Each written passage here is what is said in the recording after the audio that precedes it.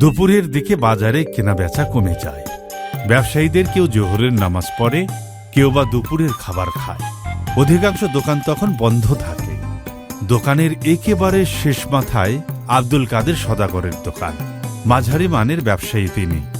দোকানে মাল ওঠানো কিংবা বড় ধরনের বেচা বিক্রি হলে আলী কায়িক পরিশ্রম দেয় এখানে। আলীকে খুব আদর করেন আব্দুল কাদের সদাগর। আলীর আজ অন্য দোকানে কাজ। নামাজ শেষ করে হালকা কিছু আহার দিয়ে দুপুরের খানা শেষ করবে বলে আলী যেই বাইরে পা দিয়েছে অমনি দেখতে পেল কাদের সদাগরের দোকানের সামনে একটা জটলা, একদল ঘোর সওয়ার। আড়ালে চলে গেল আলী। এবার লুকিয়ে লুকিয়ে ভালো করে লক্ষ্য করল। আবার মুহূর্তেই বুঝে ফেলল সেই ডাকাত দল। ডাকাত ডাকাত বলে চিৎকার করলে দুপুরের শুনশান বাজারে লোকজন জড়ো হওয়ার আগেই ডাকাত দল তাকে মেরে ফেলবে। লুটপাট করার সুযোগ না পেলে আব্দুল কাদের সদাগরের জীবনও হুমকির মুখে চলে যাবে। তাকেও মেরে ফেলতে পারে ওরা। কি করবে ভেবে পাচ্ছিল না আলী। হঠাৎ তার মাথায় একটা বুদ্ধি আসলো। দোকানের কিছু শুকনো কাঠ আর খড়কুটাতে আগুন ধরিয়ে দিল সে। আগুনটাকে দোকানের সামনে ঠেলে দিয়ে চিৎকার শুরু করে দিল, আগুন আগুন, বাঁচাও বাঁচাও, দোকানে আগুন লেগেছে, কে কোথায় আছো, দ্রুত পানি আনো, আগুন নেভাও, নচেৎ সব পুড়ে ধ্বংস হয়ে যাবে। আলীর চিৎকার শুনে বিশ্রামে থাকা ব্যবসায়ীরা একে একে ছুটে আসতে থাকে। আগুনের খুব কাছাকাছি আসতেই আলী ফিসফিস করে তাদেরকে বলে, আগুন নয়, কাদের চাচার দোকানে ডাকাত পড়েছে। লোকজন এবার ডাকাত ডাকাত বলে চিৎকার শুরু করে। ডাকাত পড়ছে রে, ডাকাত! তোমরা কে কোথায় আছো? তাড়াতাড়ি আসো! ডাকাত দল কিং কর্তব্য বিমূঢ় হয়ে বাজারের মধ্যে ছোটাছুটি শুরু করে দেয়।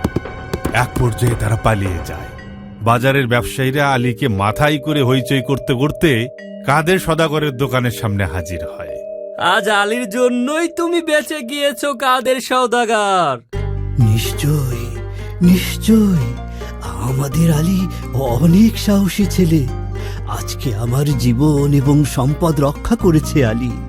বলো বাবা, কি চাও তুমি আলী? আজকে তুমি যা চাইবে তাই পাবে আমার কাছে।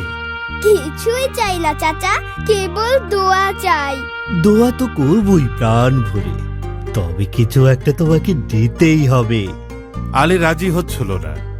শেষমেশ অনেক পীড়াপিড়ির পরে আলী তার সুপ্ত ইচ্ছের কথা জানায়। তার একটা চশমা পরার শখ। চলো চলো দোকানে চলো। এ তো অনেক সামান্য চাওয়া। চলো চলো বাবা, এক্ষুনি দোকানে চলো। আলী ব্যবসায়ীর সাথে চশমার দোকানে যায়। দোকানি তাকে অনেক চশমা দেখায়, কিন্তু আলীর কোনোটাই পছন্দ হয় না।